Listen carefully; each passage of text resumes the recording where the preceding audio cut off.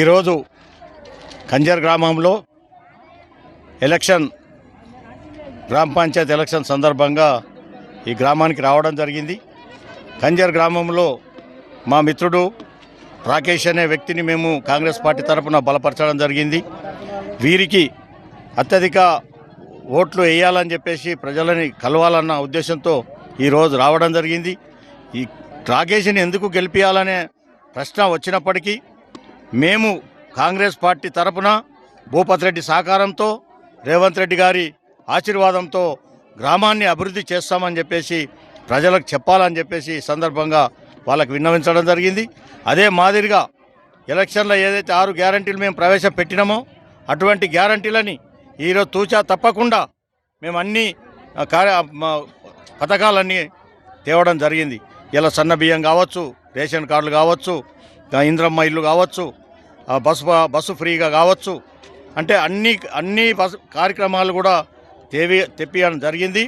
అదే మాదిరిగా ఈ గ్రామానికి ఇలా 80 లక్షల రూపాయల రోడ్సు, ఓన్లీ సీసీ రోడ్సు, మళ్ళీ ఇంకా ఏదైతే పాఠశాల ఇలా తెలంగాణలోనే పాఠశాలల కోసం 2000 కోట్లు ఇలా చిన్నపిల్లలు ఏదైతే కింద కూర్చుంటున్నారు, ఫ్యాన్లు లేవు, అలాగ బాత్రూములు లేవు, వసతులు లేవని చెప్పేసి మొట్టమొదట 2000 కోట్లు నీకు ఇలా 2000 కోట్లు పెట్టి అన్ని పాఠశాలలు అభివృద్ధి చేయడం జరిగింది. అంటే రేవంత్ రెడ్డి గారు బడుగు బలైన వాడు గారని చూసుకుంటూ పేద ప్రజల కోసం పనిచేయాలన్న తపనతో ఈరోజు కాంగ్రెస్ పార్టీ ముందుకు పోతూ ఉన్నది. ఏదైతే టీఆర్ఎస్ పార్టీ వాళ్ళు చేసిన 8 లక్షల కోట్ల అప్పుని ఇలా తిప్పి ఇలా నిన్ననే మన హైదరాబాద్లో ప్రోగ్రాం ప్రవేశపెట్టి ఇతర దేశాల నుంచి ఇలా 5,75,00,000 కోట్లు ఇలా మన తెలంగాణకు రావడం జరిగిందంటే ఆషామాషి కాదు. ఈరోజు విద్యార్థులు ఎంతోమంది ఉపాధి దొరుకుతుందని చెప్పేసి ఈ సందర్భంగా మేము చెప్పడం జరుగుతుంది. ఉపాధి కాకుండా వాళ్ళకు కూడా ఎంప్లాయ్మెంట్ కూడా తీరుతుందని చెప్పేసి ఈ పెద్ద ఆలోచన రేవంత్ రెడ్డి గారికి వచ్చినందుకు నేను మన మోపాల్ మండల్ తరపున వారికి నేను ప్రత్యేక ధన్యవాదాలు తెలుపుతూ ఉన్నాను.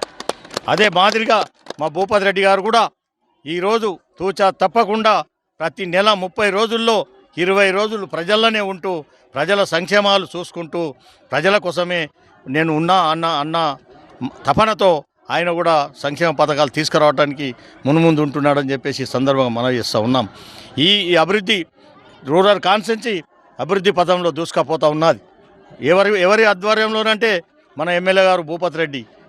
ఇప్పుడు చూడండి, గూడాలు మా తండాలు, మాకు 70 తండాలు ఉన్నాయి, 70 గ్రామ పంచాయతీలు ఉన్నాయి. మారుమూల ప్రాంతాలకు కూడా పోయి అక్కడ అభివృద్ధి కార్యక్రమాలు చూసి వాళ్ళకి అభివృద్ధి పెట్టడం జరుగుతూ ఉన్నది. వాళ్ళు ఎంతో ఆనందంగా ఉన్నారు. ఇవాళ ఏదైతే గ్రామ పంచాయతీ ఎలక్షన్ జరుగుతూ ఉన్నదో ఆ గ్రామ పంచాయతీ ఎలక్షన్లో కాంగ్రెస్ బలపరిచినటువంటి వ్యక్తులని అందరినీ కూడా బ్రహ్మాండమైనటువంటి మెదడుతో గెలిపిస్తారని చెప్పేసి ఈ సందర్భంగా మనవి చేస్తున్నాను. మన పత్రికా ప్రతినిధులకు ధన్యవాదాలు. నేను కంజర్ గ్రామంలో మన సర్పంచ్ అభ్యర్థిగా పోటీ చేస్తున్నాను.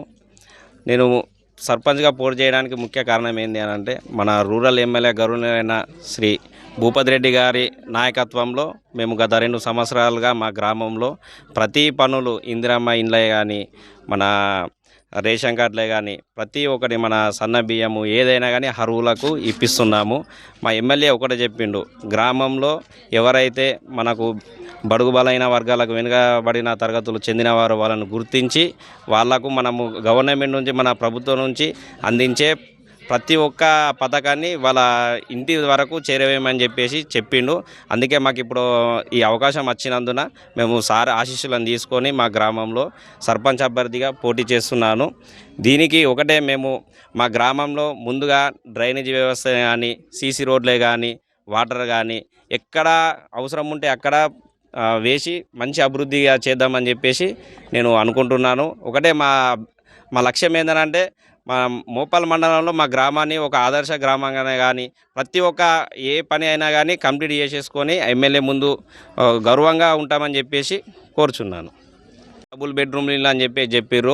మా విలేజ్కి కాదు కదా, అసలు మా నిజామాబాద్ కాన్స్టిట్యున్సీకిలా ఒక్క ఇల్లు కూడా వేయలేరు. మొన్న మా ఎమ్మెల్యే మొదటి విడతలో 3,500 ఇండ్లని మంజూరు చేసిండు. అందులో మా విలేజ్కి 30 ఇండ్లని ఇచ్చేసిండు.